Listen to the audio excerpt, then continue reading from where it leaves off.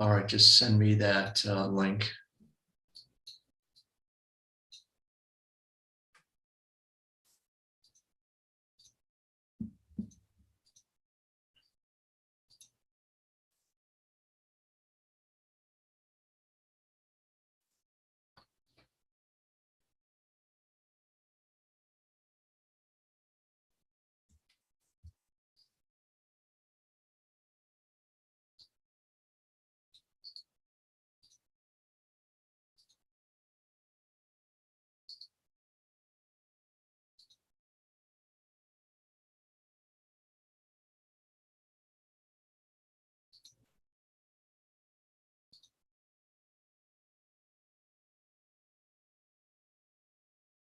Yeah, Victor, this is recorded and you can message our support team. I'll just put that link in the chat box, support at the Pattern Trader. This is where you can send all of your admin questions, including if you want a recording.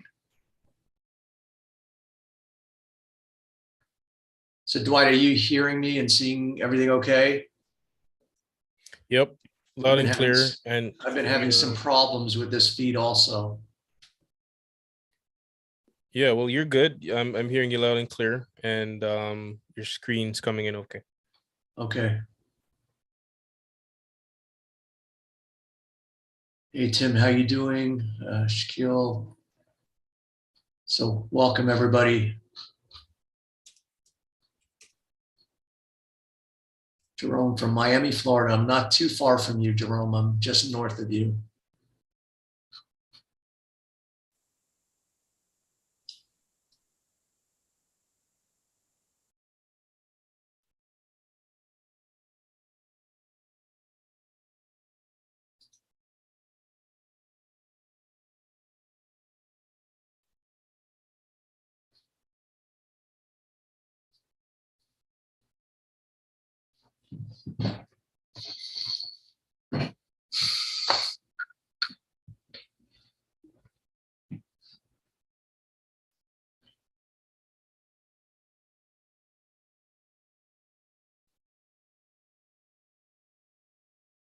And that's true. There's also a link up on YouTube, and I think Dwight put that in the chat box a little bit ago, so you can watch it also simulcast.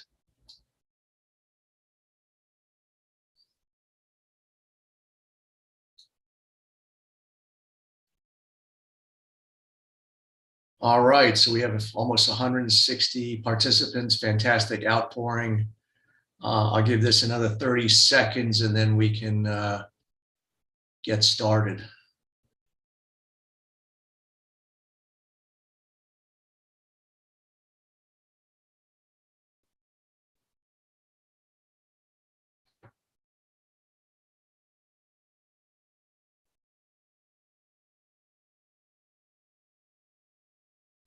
All right, welcome to the webinar. Welcome to this live 4-day trade execution webinar series.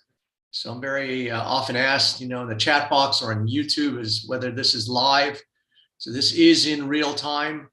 I've subtitled this presentation, How to Capitalize on Monster Moves in the Markets and Avoid the Market Traps, which is possibly even more important.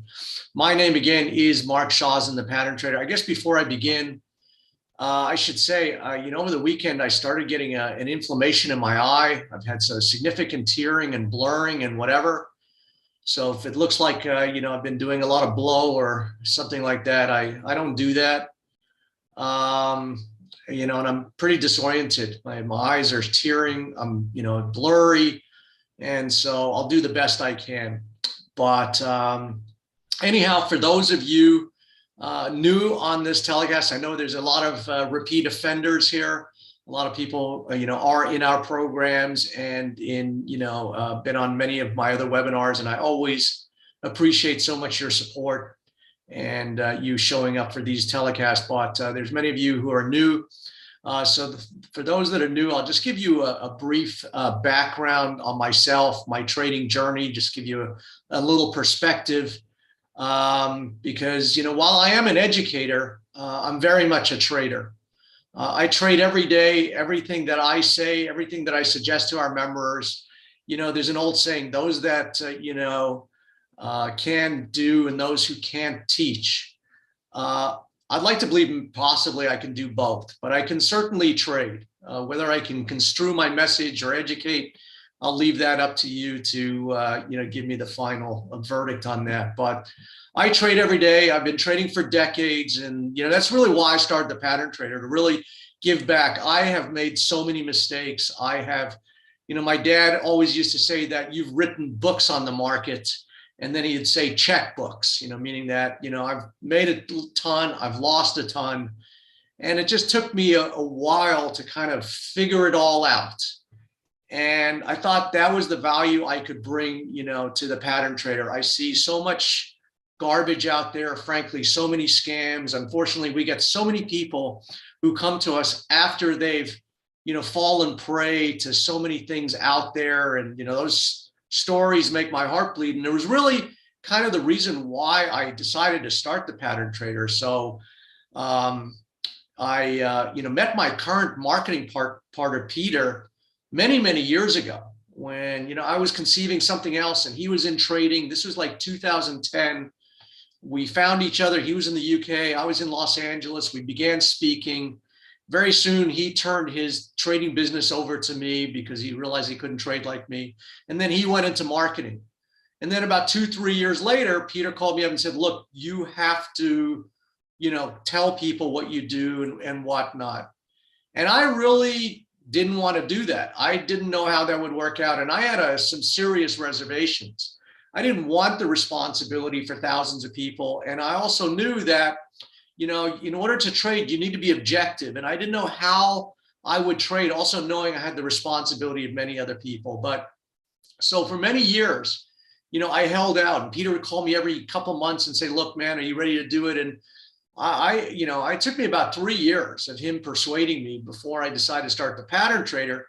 And it was only because I started sitting on a number of webinars and I started to see, first off, what nonsense people are talking about out there. Not that I feel like I have, a cornerstone on all the knowledge out there, but a lot of it is nonsense. A lot of it is just outright fraud. And unfortunately, we, get a lot of people after they've already fallen prey to this. So I just decided that for good, bad, or indifferent, I was going to be completely transparent, show you what I did, all the mistakes, all the what have you. And that's how we kicked it off in 2016 now. So it's been almost 6 years. We're still around where all of the competitors that we started out with, are no longer to be seen. So I guess something to be said for that. But I've been trading for many decades. I started out trading when I was a young buck. I was a junior in college. I was going to one of the best business schools in the United States, the University of Southern California. And at the time, I was studying what we call fundamental analysis.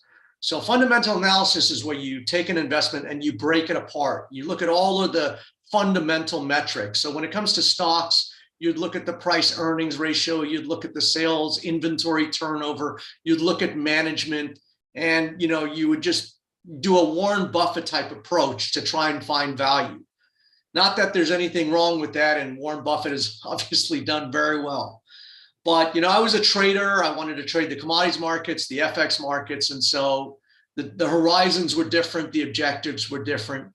And during that time, I met this fellow by the name of Graham Loving. Couldn't make that name up. Graham was an investment banker, and I met Graham because my dad started a drive-through animal safari park called Lion Country Safari, and he needed money for his idea, and he went to this investment banking firm. He met Graham, and Graham befriended my dad, and by day Graham was a full-time investment banker, but he was also actively trading the commodities futures markets. Now, this was back in a time period that's kind of a lot like now. This was the late 1970s, where this was the first time oil ran up and gold ran to $1,000 and silver was $50 and soybeans were flying and pork bellies. And basically you close your eyes and buy anything, and it was rampant inflation.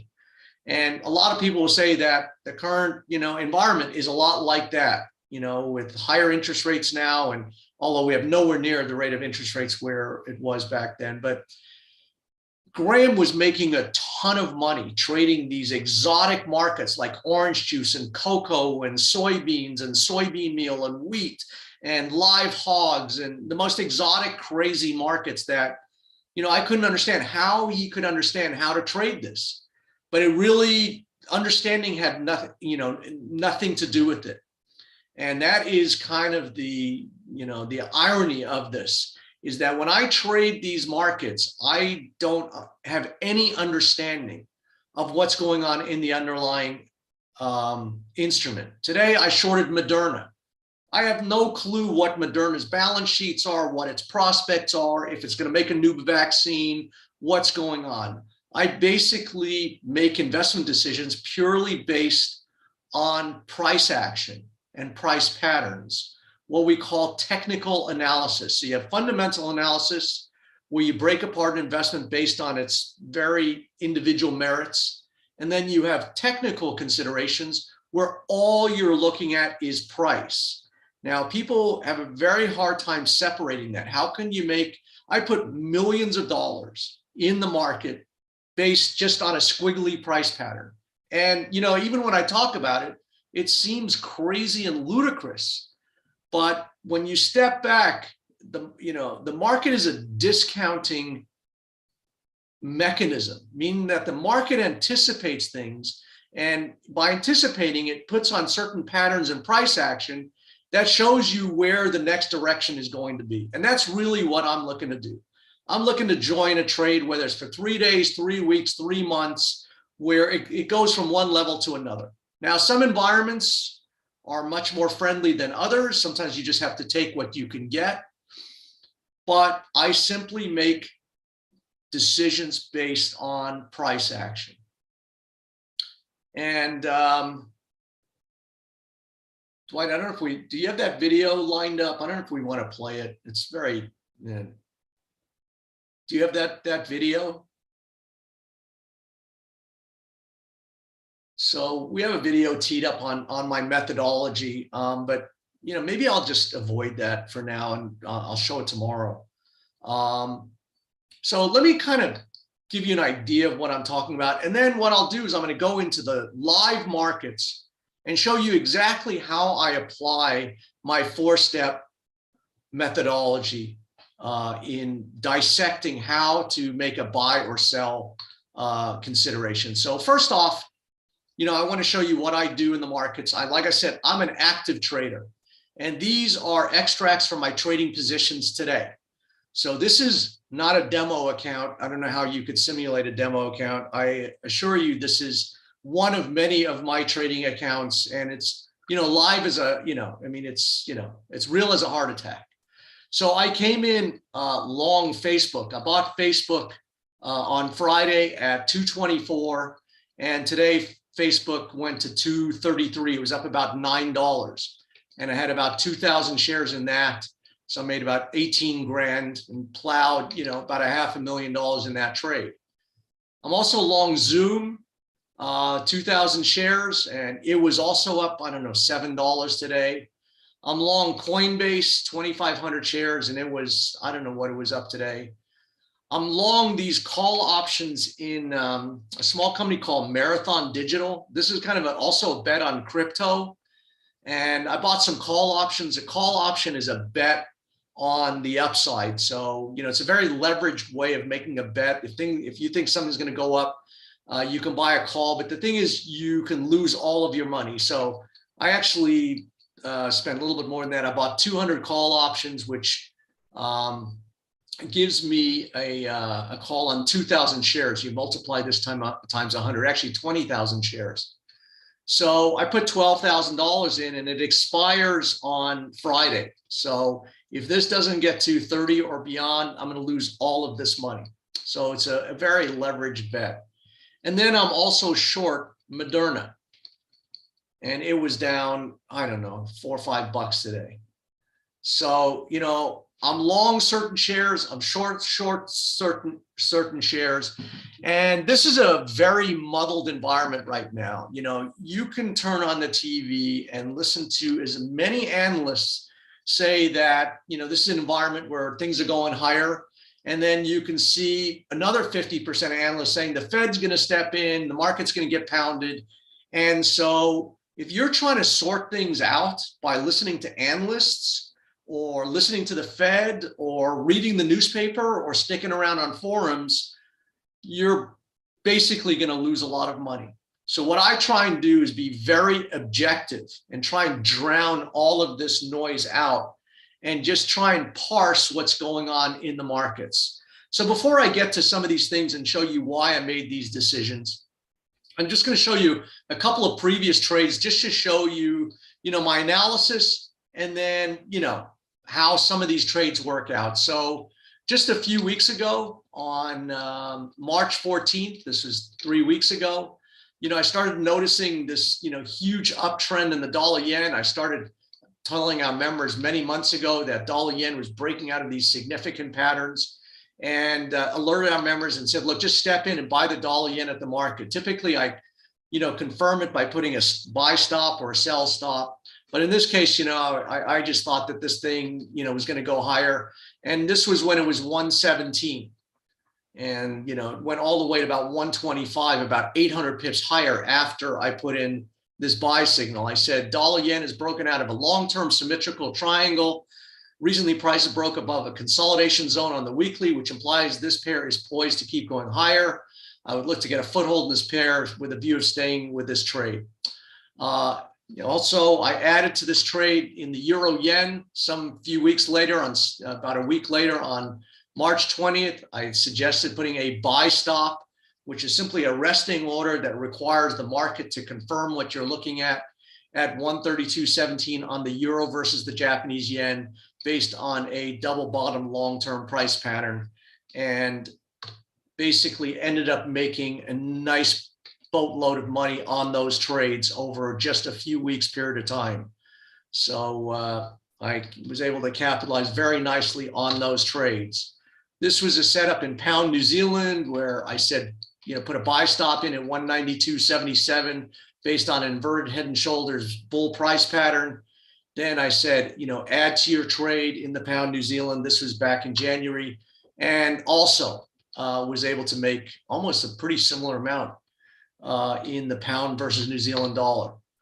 This was some trades back last year in stocks like QuantumScape, ticker symbol QS, where, you know, I was actively shorting, you know, Peloton, Zoom, QuantumScape, Beyond Meat.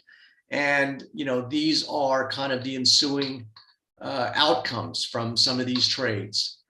This was in a stock called Lyft, where I recommend to our members to put a buy stop in the stock at 45.83. I also said I was long these call options, and ended up making about $250,000 on this trade. So this is a very confusing broker statement. It's not as clean as FX, where it shows that I bought the stock at 45.68 and got out at about $58, made about 90 grand on the stock. I was buying these call options, these $46 call options for 92 cents.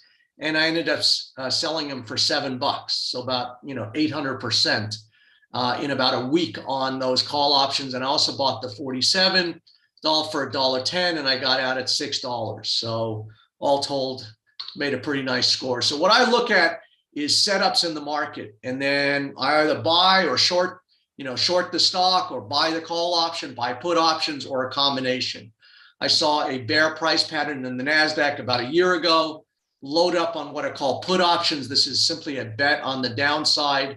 I put about $35,000 on these calls that was going to expire a week from where I put them on, and ended up making about 195 grand on that $35,000 bet in 2 days.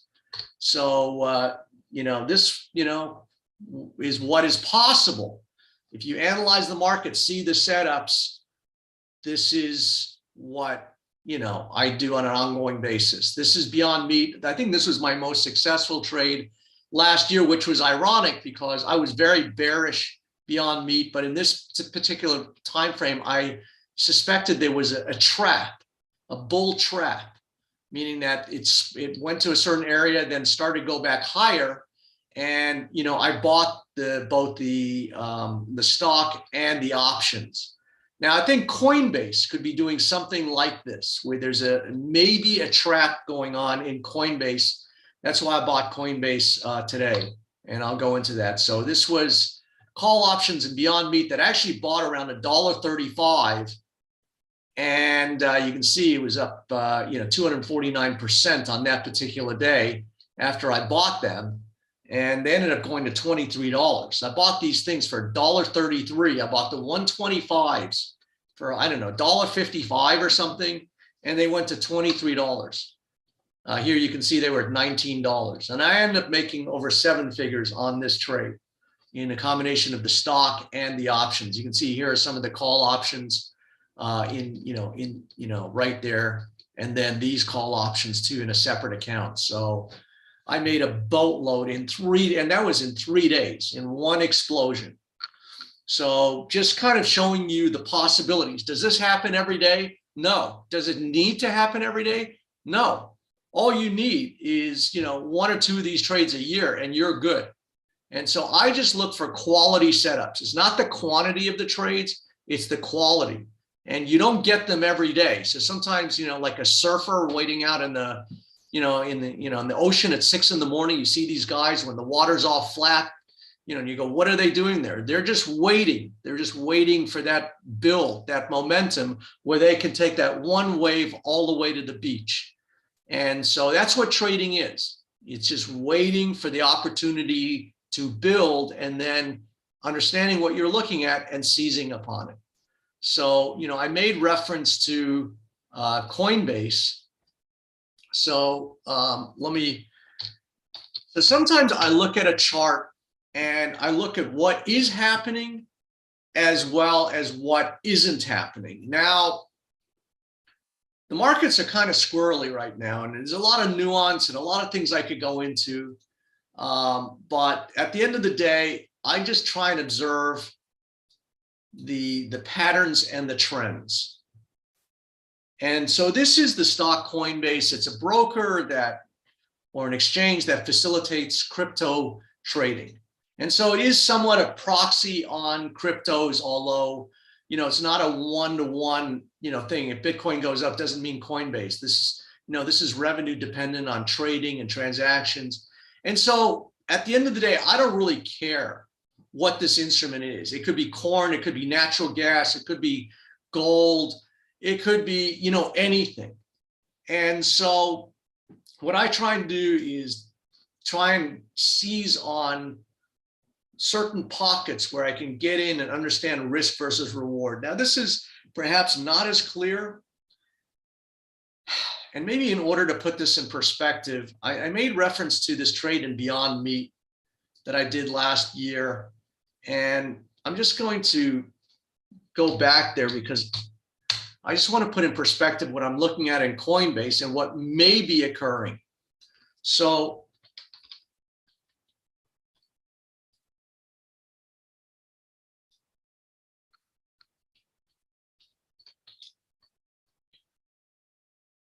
this is the stock in Beyond Meat, which I have been very, very bearish. In fact, all our members who've been with me for any period of time know that when Beyond Meat was trading up here, I basically said this was going to be a $30 stock. And guess what? We recently fulfilled that objective. So all the way up there, I was saying this thing was going to go back to 30 bucks. Now, why would I say that? I mean, where would I pick that number out of the air? Or why? To me, it was just, I was looking at these long-term charts, and this is a weekly chart. It's not a 15-minute chart.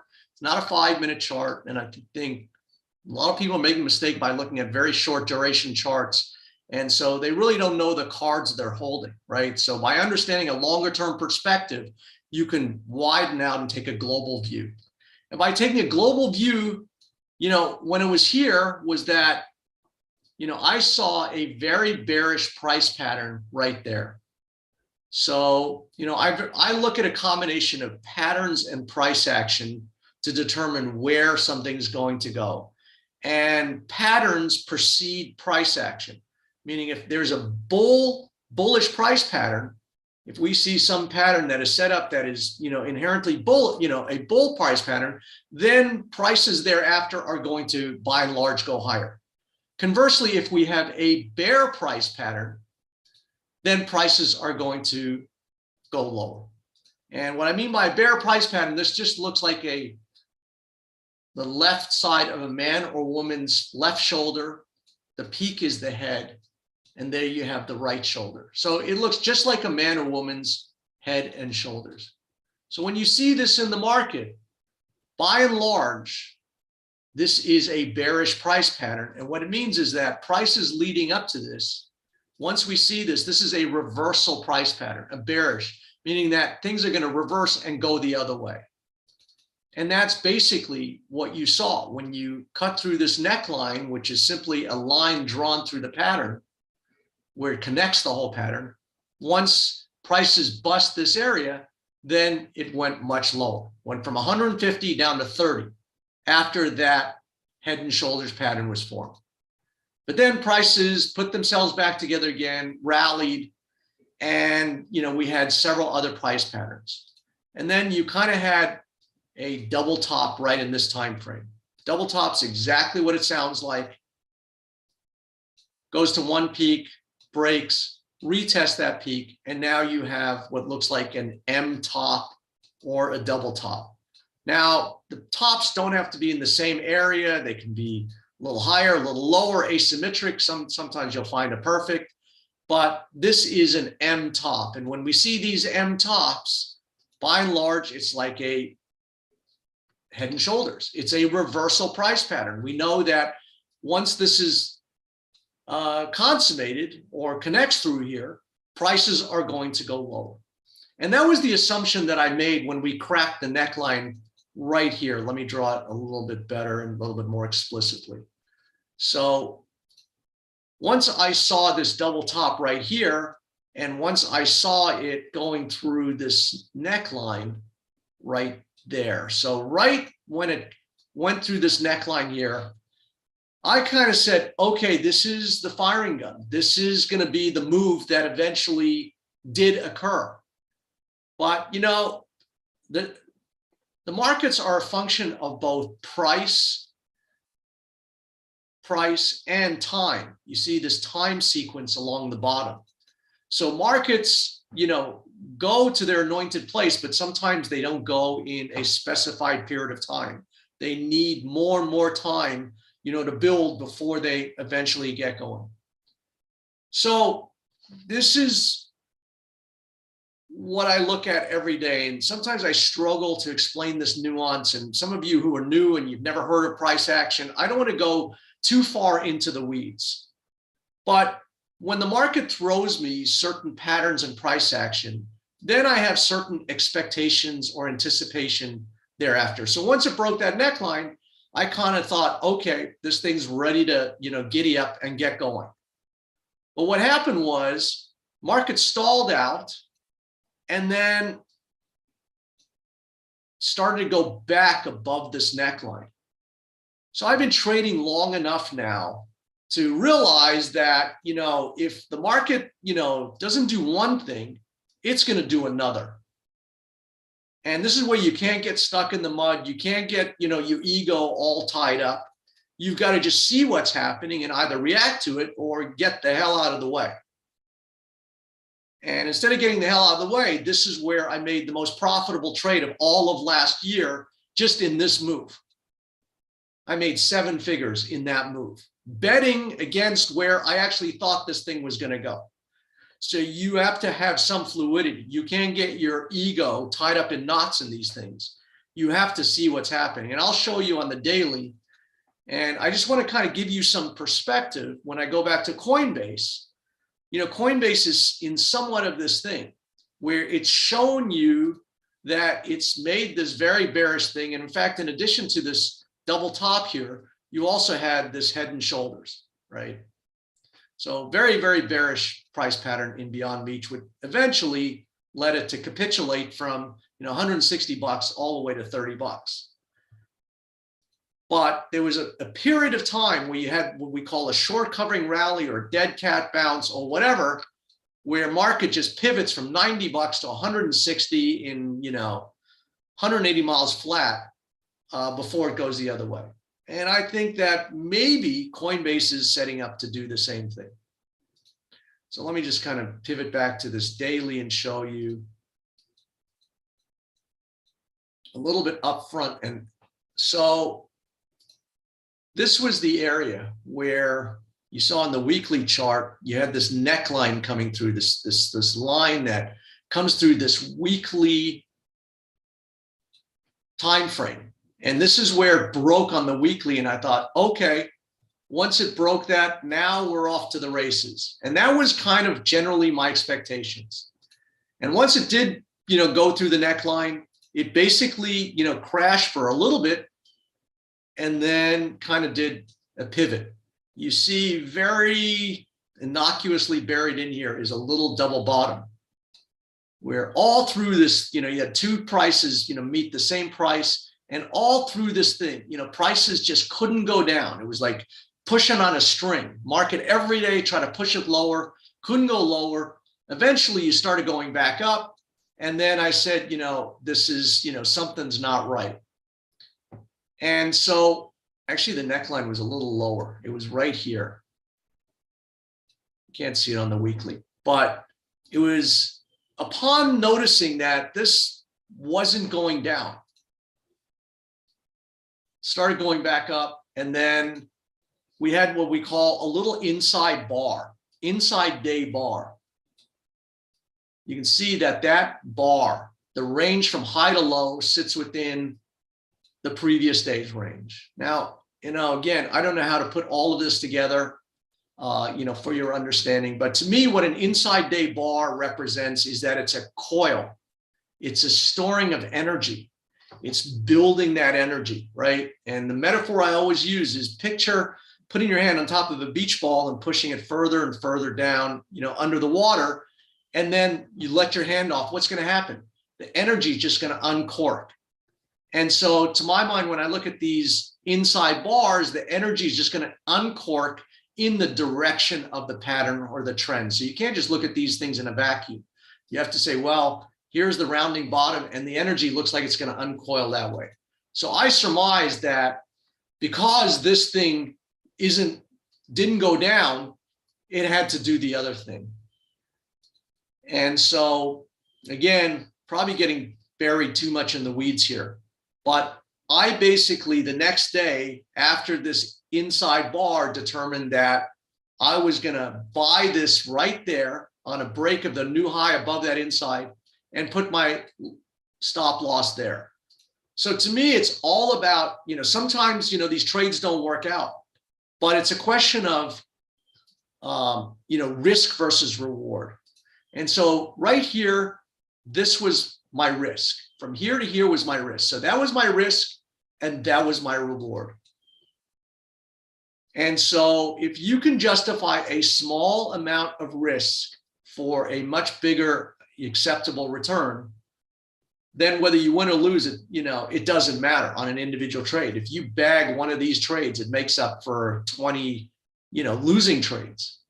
And this is what I try and do on an ongoing basis. I just try and look for pockets of risk and reward based on a combination of patterns and price action in the market.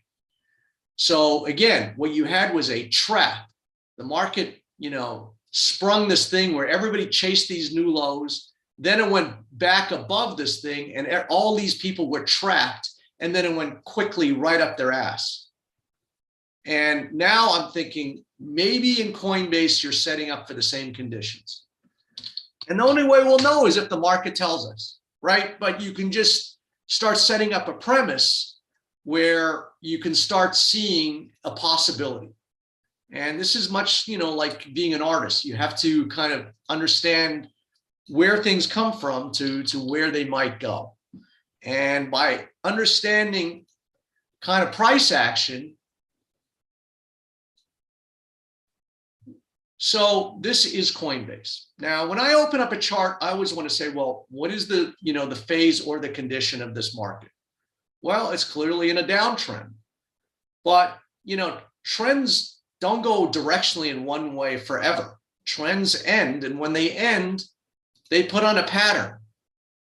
And there is this pattern right here, like we saw in Beyond Meat, where this thing went to two areas at the same point, and we have, what looks like or could be a double bottom.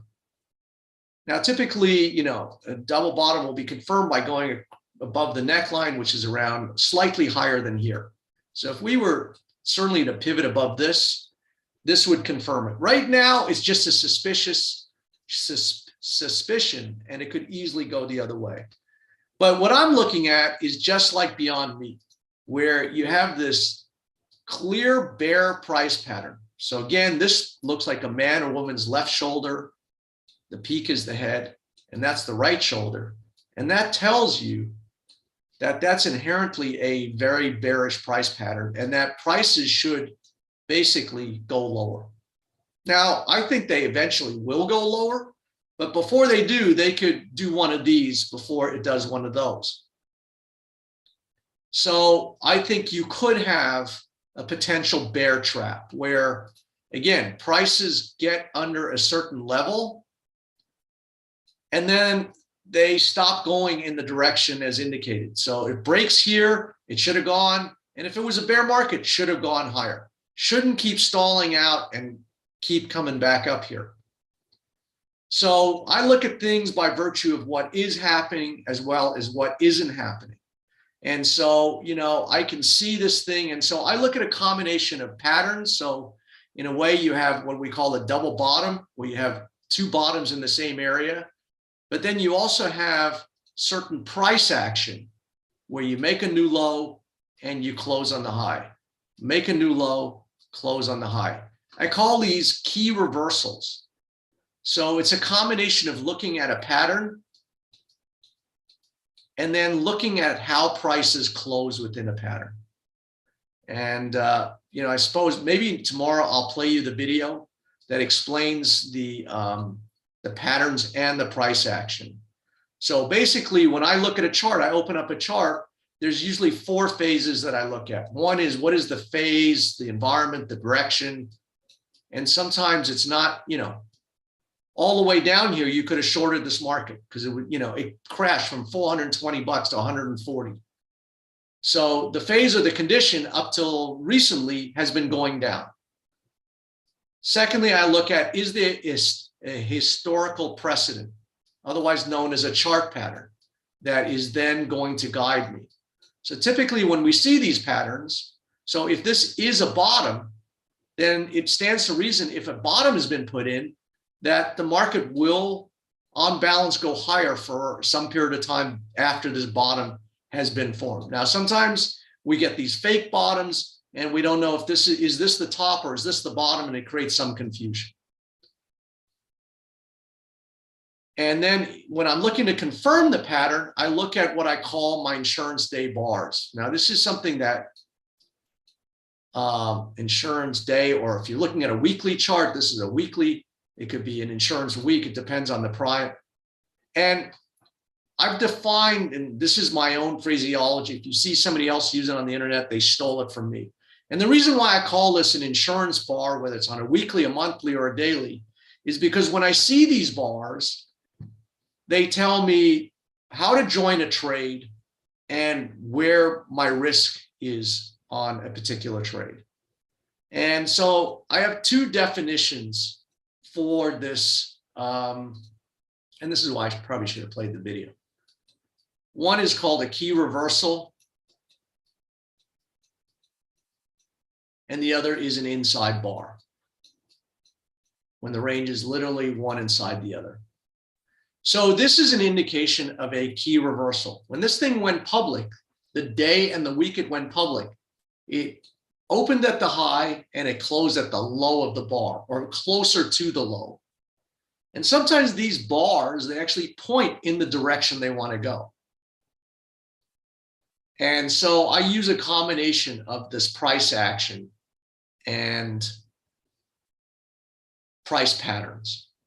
So right in here was and you can't see it, this was an inside weak bar, where this particular bar, it's kind of covered up now, the high and low of this bar sits within the high and low of that bar. And what that tells me is the market went up and up and up, and this bar could not go up anymore. It started to stall out and, go into reverse. And so I set up my trades where I can just put a sell stop underneath that bar and be put into big trades like that. So then the fourth component of my methodology is I have an execution plan that requires me to put a sell stop in a market that I want to sell and a buy stop in a market that I want to buy. In that way, the market confirms everything I'm looking at. So my analysis is very subjective. At the end, the only thing that counts is the market. The market is always right. I don't have to be right all the time. I just have to be right some of the time and take a piece out of these bigger moves. So again, it's kind of, there's a lot of things going on in this Coinbase because there are a number of, key reversals right here. Made a new high, close on the low. Made a new high, close on the low. Made a new high, close on the low. And then last week, you made a new high, close on the low. So those reversals, to my mind, indicate that this thing should go lower. But for now, and it's only the first day, we grabbed a foothold and we're going the other way. So if we start kind of not respecting these reversals, and it's still, it could still crap out. It could stall out at some point this week, stop going up, and then, go back down.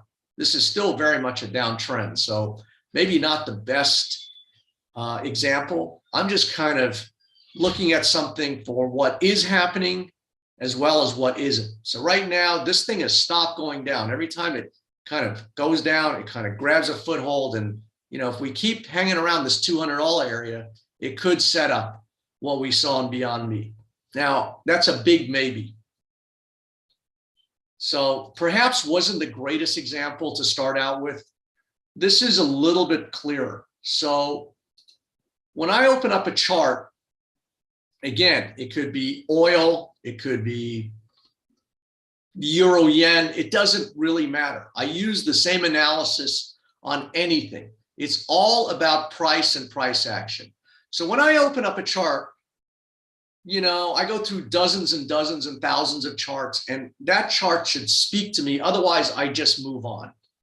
So this is the chart of Moderna, the big drug maker and what have you. And so when I look at this chart, the thing is,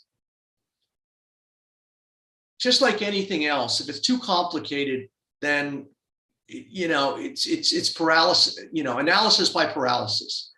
My methodology, I think, is so simple that I should be able to explain it to a 6-year-old. And if I had a 6-year-old sitting next to me and I said, well, what is the direction of this market? Is this an up or a down market? And I think a 6-year-old should say, well, this is a market that's been going down. This is in a downtrend. And so this is the stock of Moderna, and it is in a downtrend. And then there's all kinds of patterns that tell you that, this is what we call an Adam and Eve double top, where you have multiple, attempts at one resistance area and a single attempt there. But this is, whatever you want to call it, it is a double top, where you have 2 attempts at the same area. And now this is this M top. And once you see this M top, it then said prices were going to get thrown in reverse. And that's exactly what we've seen. Now, in this other area, you have another double top and head and shoulders. So you have all of these bear, things. This is just stair stepping lower.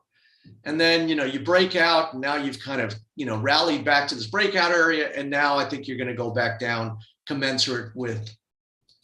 So once I kind of see things on the bigger pattern, the bigger time frame, this is a weekly chart where it looks like things are stalling out here. And, I kind of think then I kind of drill it down to a smaller time frame. And this is why I'm currently short Moderna. So we're in a downtrend.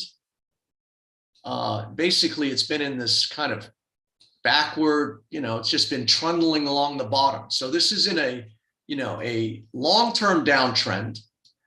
And so really, I'm always trying to surrender to the main direction of the trend. the main energy of the trend. Now with, Coinbase, maybe that energy is changing, maybe the trend is changing and I can take a pop, on another side. So that's a little bit more ambiguous. But with Moderna, this is a downtrend.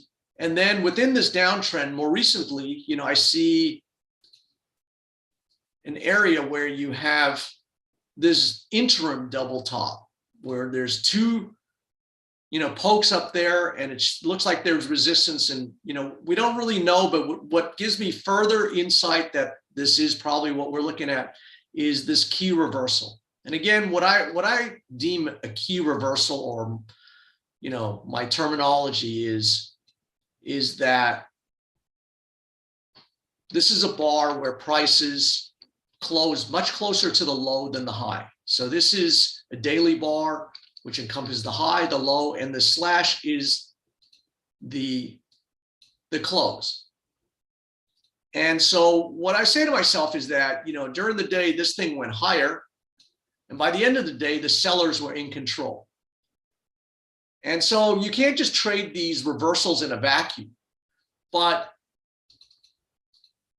it's in context with the entire complexion of this thing. It's in a downtrend. There is a double top price pattern. And now you have a reversal where you went higher and by the end of the day, you close right on the low. Now you did the same thing today. You made a new high during the morning. And by the end of the day, the sellers were in control. And so, this is cumulatively adding up to be, a very bearish, what looks like a distribution area. So now once I think that I have a pattern or a trend, then, I look for a mechanism to confirm what I'm looking at. And to that end, what I would simply suggest you do, this is what I'm going to do, and what is put a sell stop, a pending order under the low of the day. So Moderna, let's see, Moderna closed at 172.5. The high was 180.87. So you can see it closed $8 off the high, much closer to the low around 171. In fact, like $1.50 off the low, and $8 from the high. So what I would simply do is put a sell stop under today's low. So today's low was 171.07. And so I would just put a pending order, on a new low tomorrow at like 171. So this would be in order to sell short when you try and take advantage of a decline in stocks, you have to short it. And this is a bit more complicated mechanism than the FX platform where you can just buy and sell anything. And it's not that thing. When you go short stocks, this is something that the broker does for you. And I'm not going to go into a whole thing, but effectively what you're doing is borrowing the stock from somebody else. The broker's lending it to you. And then, when you close it out, you then have to buy it back. And so the difference is if if it goes down, you make money. If it goes up, you lose money. I'm not going to go into too much of the mechanism, but what I would do is I would look to short Moderna by putting a sell stop under today's low at 171. And then you could put your stop loss somewhere above today's high and take an $8 risk for what could be, a $40 or more downdraft in this stock. And this is what I look to do on an ongoing basis. What I look to do is find pockets of risk and reward where I can justify the risk for the potential outcome. And typically I'm trying to set up my trades, and I'm going to talk a little bit more about lot size management, position size management, risk management, which is a very important component of trading. But what I'm trying to do or achieve ideally is have a 3-to-1 risk on my trade. Meaning if I'm looking to take a 50 pip risk in an FX trade, I'm looking for an outcome where I'm going to make 150 pips. And I won't even take an FX trade unless I can see a path to making 150 pips. Now, most people have never heard of that because most people trade in the FX market for 3 pips or 7 pips or 15 pips. And to my mind, unless I can see my way clear to making 150 pips, I won't even do a trade. I'm looking for the quality of the trade versus the quantity. I'm not looking to go in and out of the market 10 times a day. Now that applies also for the stock market. So 3-to-1 in the stock market would be, if you're looking to risk, $4 in Moderna, then, you may have a $12 outcome. And if you can pull this off, this is how you make money in the markets. You don't have to win on every trade. In fact, if you have a 3-to-1 risk reward, you can actually lose 72% of your trades. So people have a whole misconception. They think they have to trade in and out multiple times a day. And that's just a prescription for, losing. Whereas I'm looking for the bigger trades. They don't happen this has gone sideways and nowhere for weeks now. And if I can come in tomorrow and just, take a score out of here, that's what I'm looking to do. I'm not looking to dart in and out for, 50 cents, 80 cents, every 4 hours on a 15-minute chart in Moderna.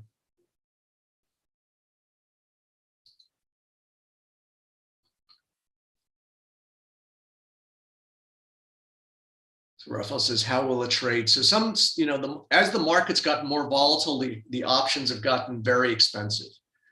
So if you're just buying naked puts and calls, first off, you've got to risk all of your money, and the risk reward has got to be there. So it's the same thing for me. If I bet on a call, I have to see that I'm going to make 3 times my money, because it's got to make up for all the time that I'm going to lose 50% or 100% of my trades.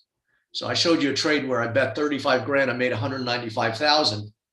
Those pay for a lot of trades that don't work out. So, sometimes I'm probing, I play around. But, if I'm going to take an option play, I want to see my way where I'm going to make 3, 4, 10 times my money.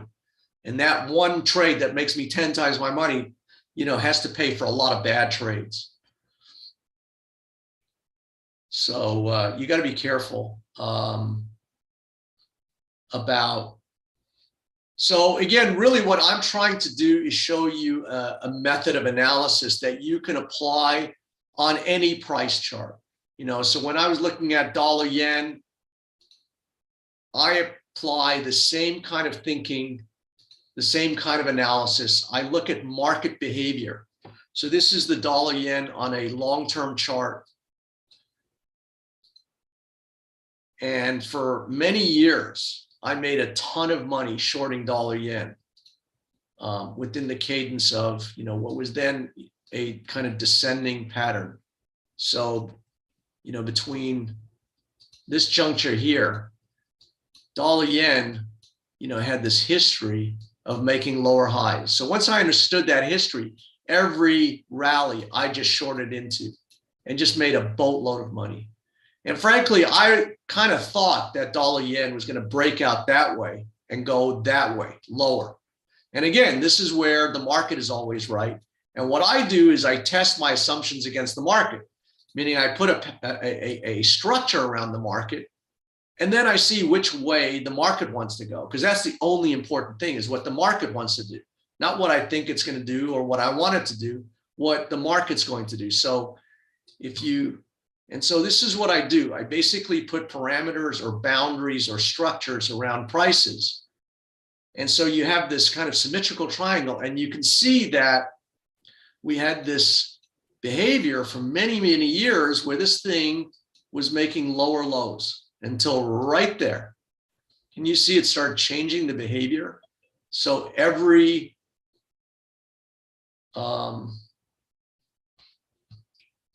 high was lower than the last up until that guy right there. All of a sudden, that guy popped above the high of that. And so this is what I consider my job, is really to be an observer.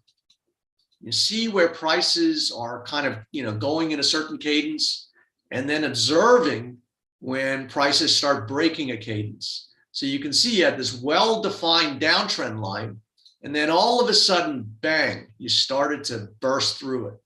And even up in that time, sometimes the market sets traps. It kind of locks you in there and then goes the other way. And, I was not sure whether that was a trap or what have you, but you can see it just stayed above this line. And then once it started making new highs, then it was real. So I knew it was real right here when you broke above this consolidation. And then this is where my recent trade went out when I said, listen, we've broken above this consolidation again. And so the path of least resistance in dollar yen seems considerably higher. It's just the volatility now has gotten so expanded that, I took some profits here and, I'll kind of reload based on, but right now the path of least resistance in this thing's higher. You've gotten to all-time highs that were set back in 2015, and we could be setting the stage for just a monster move, going forward. So again, it doesn't matter what the instrument is. I just look at a combination of patterns and price action. I look at what is the trend. If there's no definable trend, then is there a chart pattern that is going to govern or dictate the next direction of price behavior? So if I see a double bottom, I know over time prices are going to go higher. If I see a double top, I know over time prices are going to go lower. And I simply want to get in sync with those bigger moves. So I'll take some questions. I'll play this strategy video for you guys tomorrow. Let me, before I do that, I'll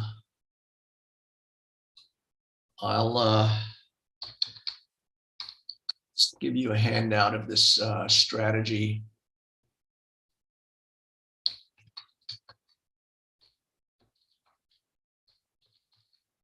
I'm really struggling with my eyes today, so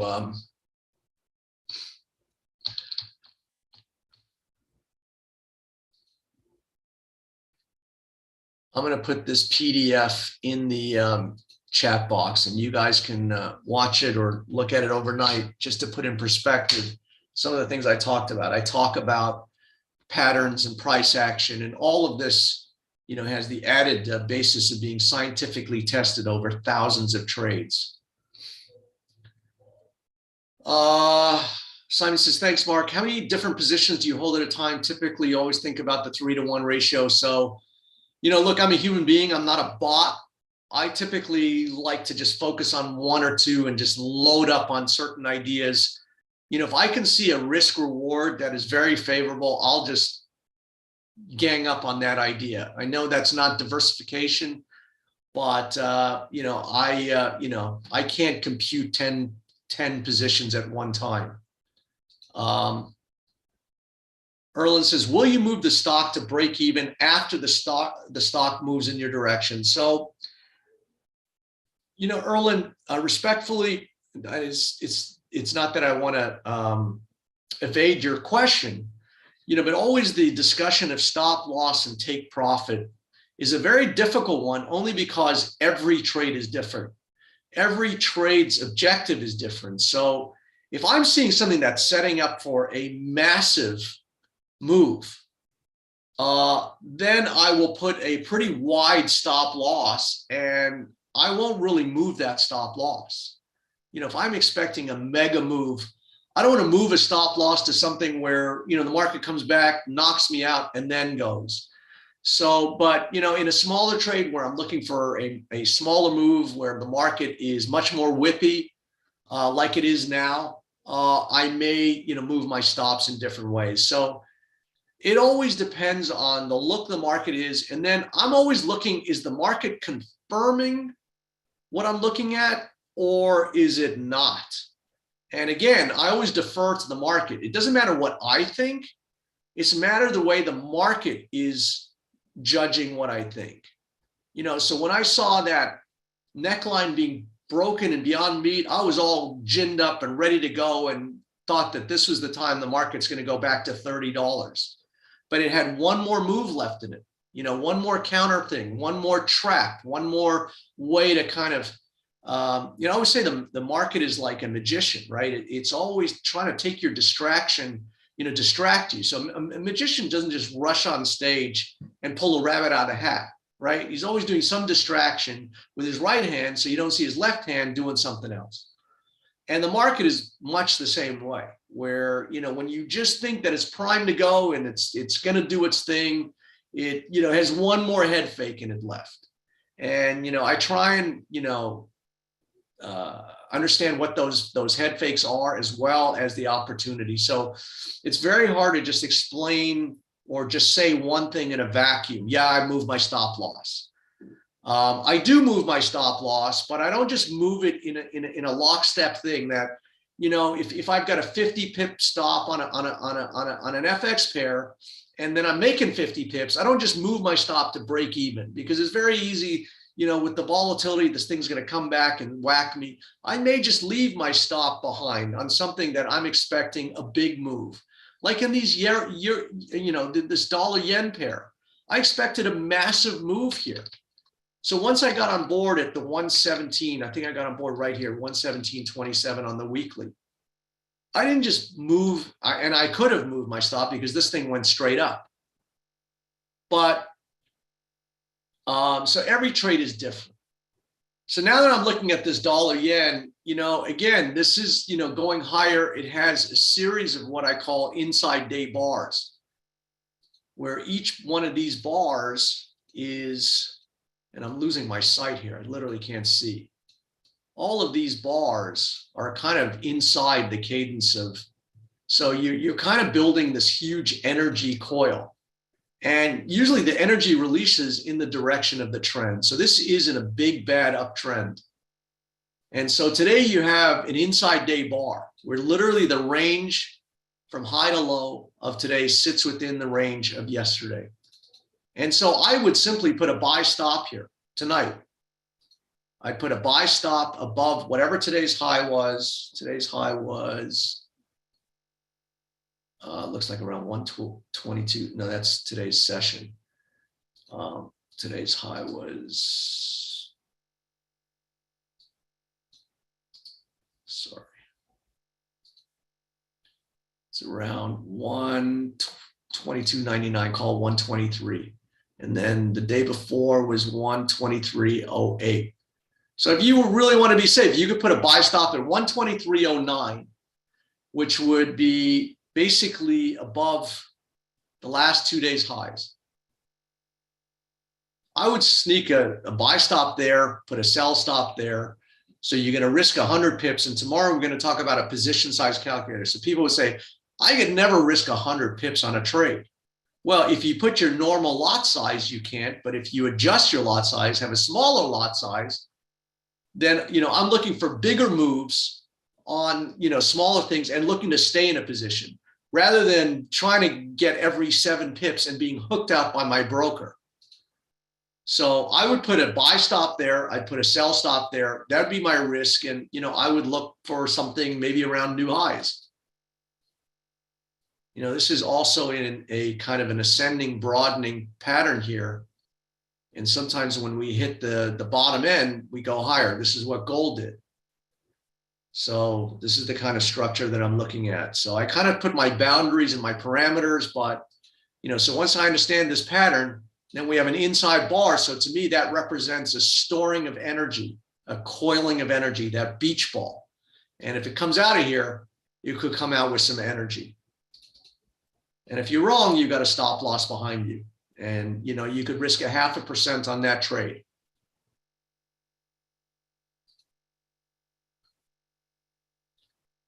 Caden says, would you suggest newer players avoid options? I would, absolutely. Orlando says, what is your take profit target for Coinbase? I don't know that yet.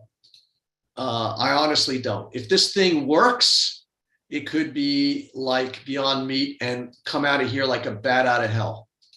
And if it fails, it's going to fail pretty quickly. So I'm going to know very quickly. So, you know, these are kind of things where I can kind of play around. I can get in, and if I don't like it, I'm gone like the wind. So this is still very much in a downtrend. And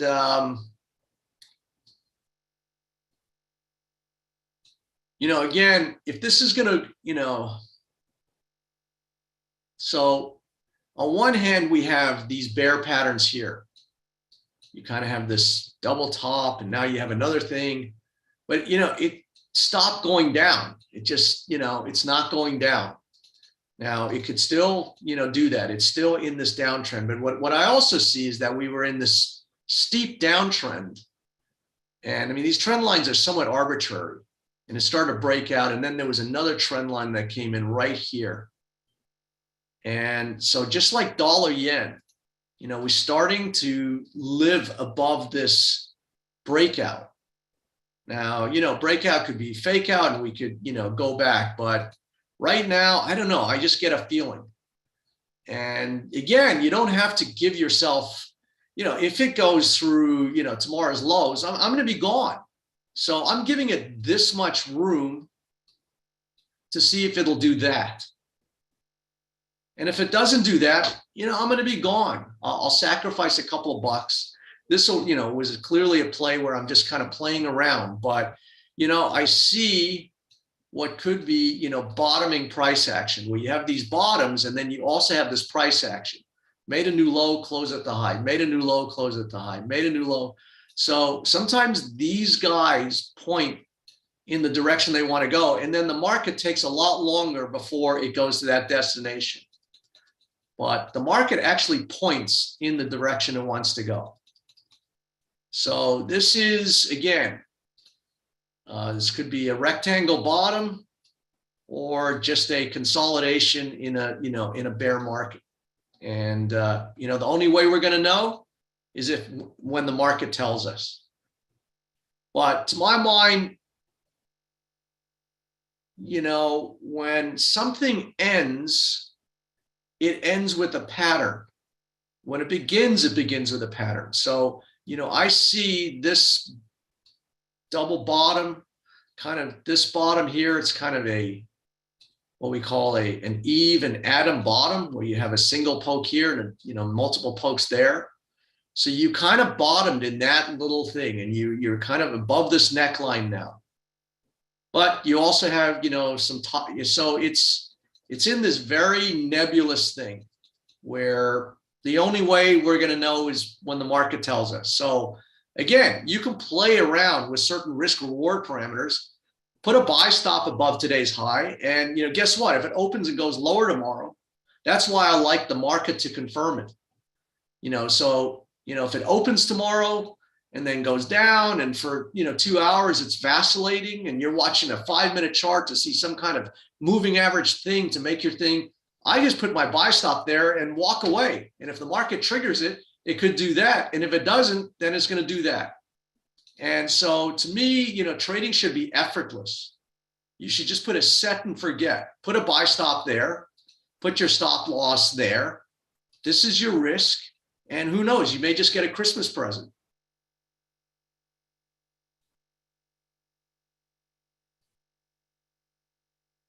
So this is what I do on an ongoing basis. I just play around with risk and reward. Certain areas are, certain environments. So this is kind of a, non-trending environment where it's less fertile than when you get these things, when you just get directional moves and, I make all kinds of criminal amounts of money. And then sometimes the markets just do this and you just have to be patient. There's nothing you can do. You can't force this. But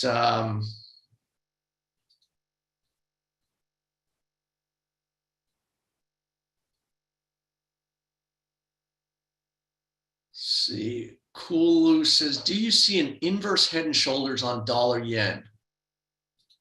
I don't know that I saw that, but I don't know which time frame you're alluding to. This is weekly.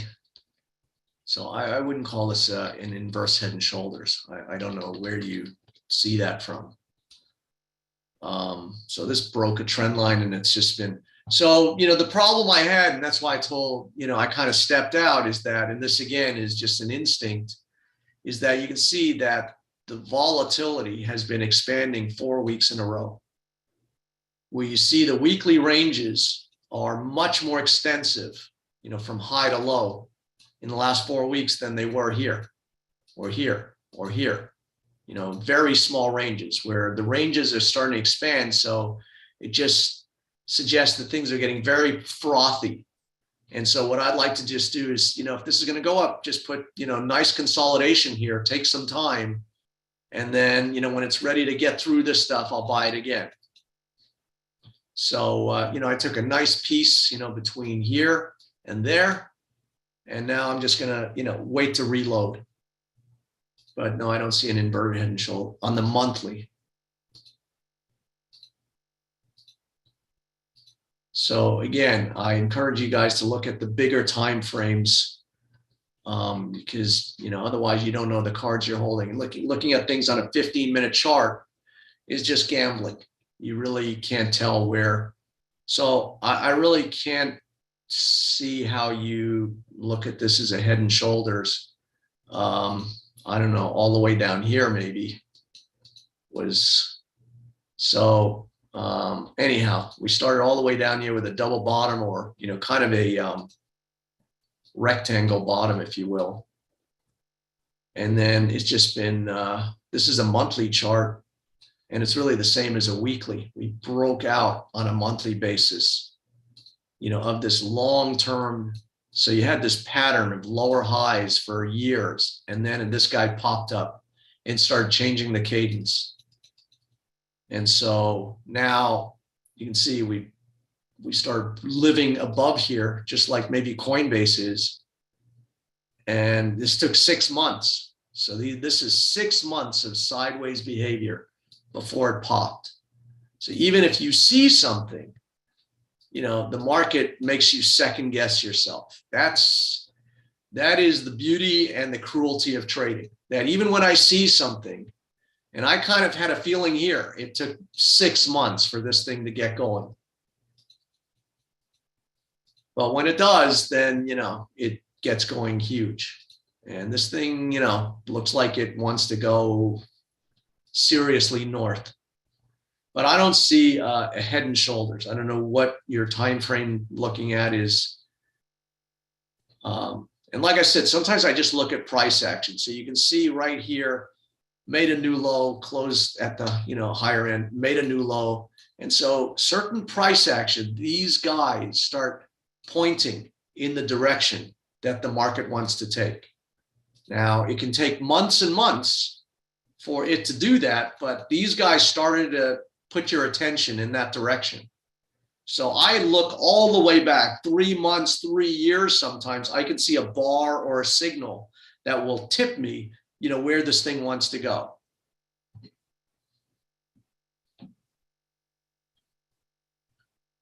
Erlen says, do you pay attention to volume? So I don't pay attention to anything that's not on this chart. This is called a naked chart, a clean chart or a naked chart. And the reason why we call it a naked chart is because you don't see any volume here. You don't see any moving averages here. You don't see MACD here. You don't see Bollinger Bands. There's nothing on this chart but price and time. And so from this picture, I can extract thousands, tens of thousands, hundreds of thousands, and sometimes, 7 figures just from looking at behavior. So once you put your, a structure around this thing, I think, anybody could understand that if you put a line and joined all of these highs, and then all of a sudden this thing started to live above here, you start making an observation that this is changing. And so these patterns, certain patterns are reversal patterns.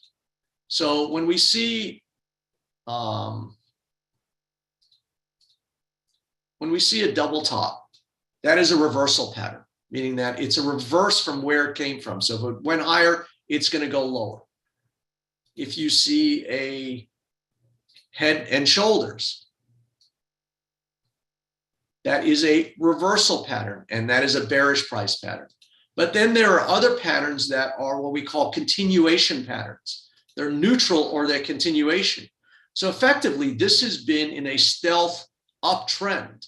Even here, when it was kind of going down, we were trading at 106, but back in 2012, we were at 75.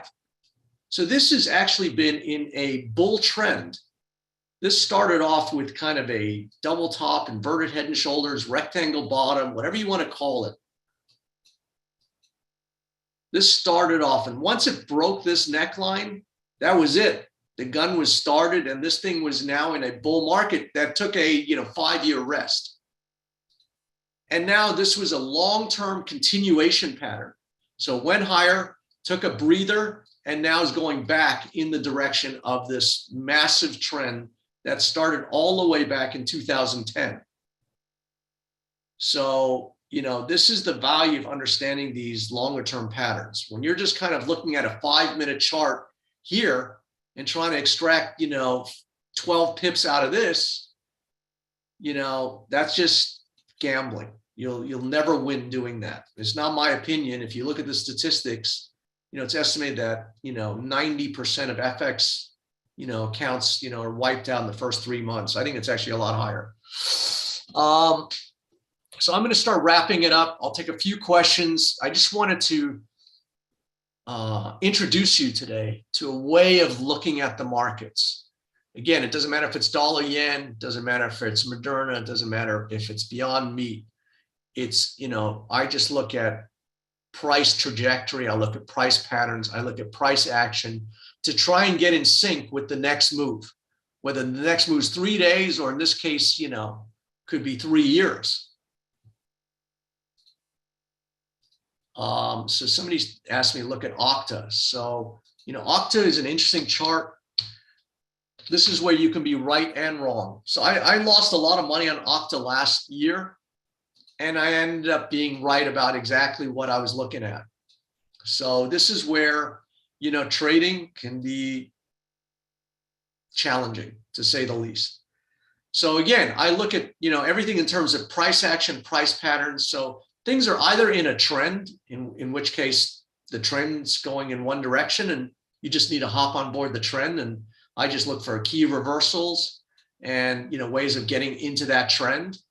But, when trends end, they end with the pattern, a very clear pattern. And to my mind, you had this kind of double top, head and shoulders. So this whole thing started telling me that this was going to turn, that this is a reversal pattern. So this up move was going to be reversed, exactly what you're seeing now. But I started getting short like in here and then again in here. And, it gave me more moves than I thought had left in it. And then it finally did another double top here. And then it finally went. So this is where it gets tricky, where, I thought it was ready to go down here and then, it gives you another move. And, this is where you, start taking some punishment when it doesn't go according to what you think it is, but eventually it actually did. So, this signal all the way back here took this much longer, whatever that is. I don't know. That's looks like a year and a half. So once this sell signal kicked in, it took another year and a half before the market went in the direction that I thought it would. And so you wipe yourself off and you just get back in the direction of the trend and end up making a lot of money in this. But you're going to see this has been difficult too. This is just a complete sawtooth. It's a, channel here.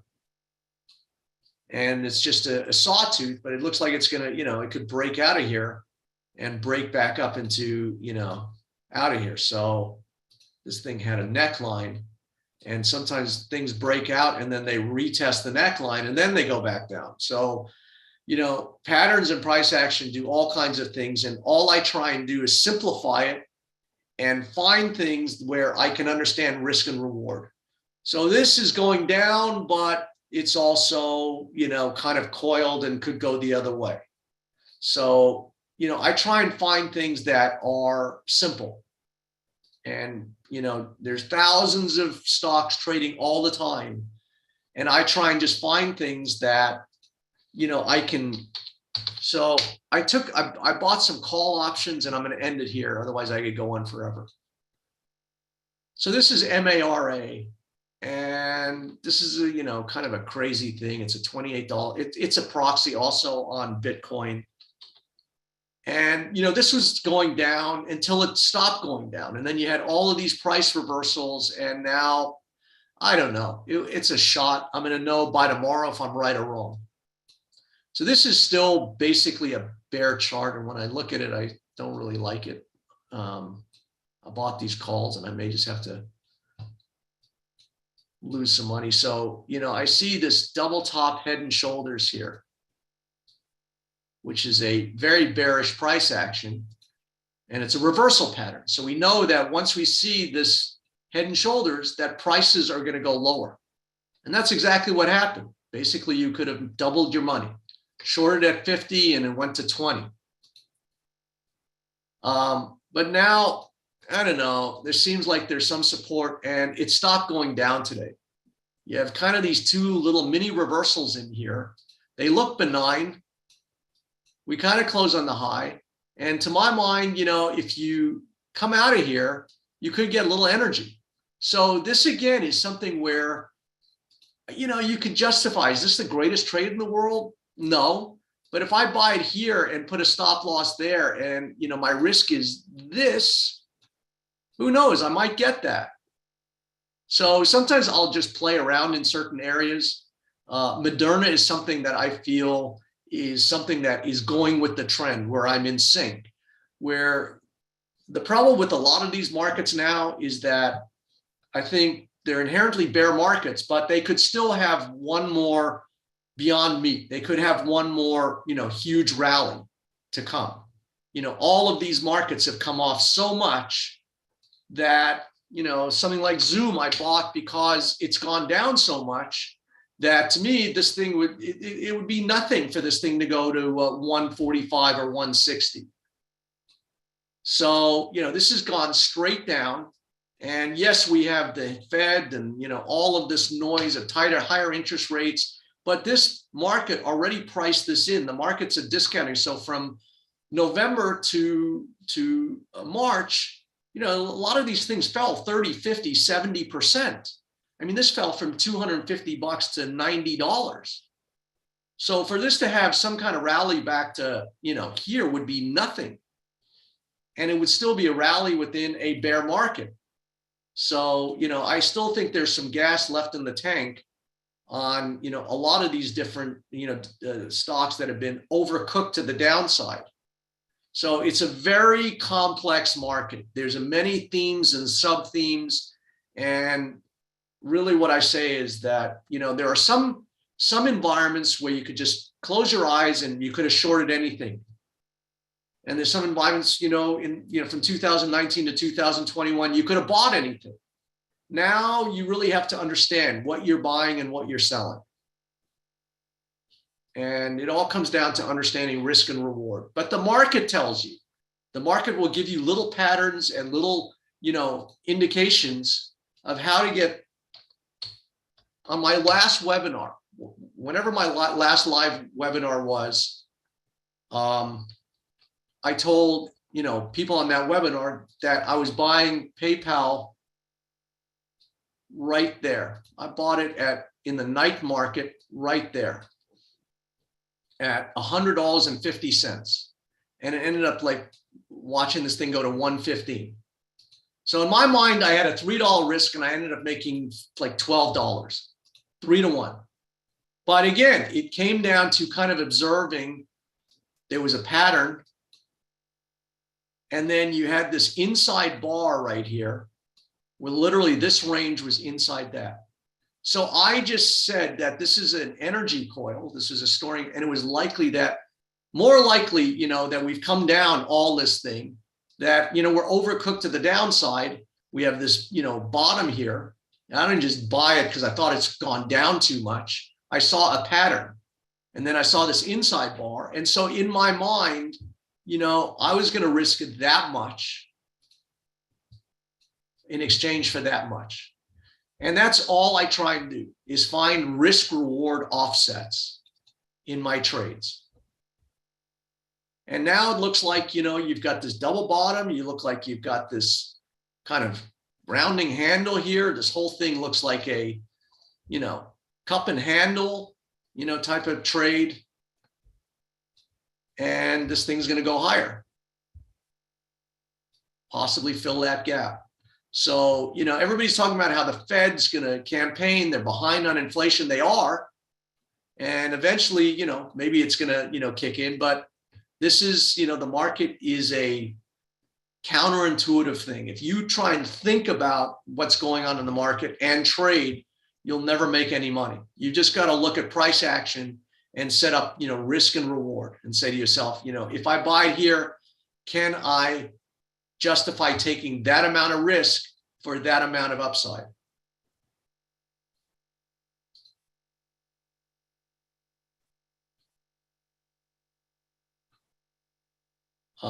So I'm going to leave you there. All of these stocks are, hugely oversold. And so they could definitely have these, short covering rallies, dead cat bounces, whatever you want to call them, but they can be significant, where, market goes from 90 to, 150, and it's still down 50% from its lows at $320 from its highs.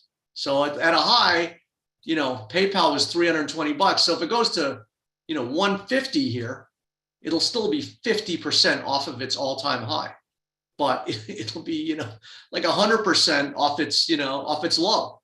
So there are enormous moves to be made in the markets. And all you need to do is watch what the market tells you and create risk reward offsets. But, trading in and out, every few seconds, you're not going to make big money doing that. All right, guys, Dwight, thank you. I'll see you guys tomorrow. I'll talk more about risk management, lot sizing, and things of that nature. So thanks for tuning in, and I'll see you tomorrow. All right, Mark.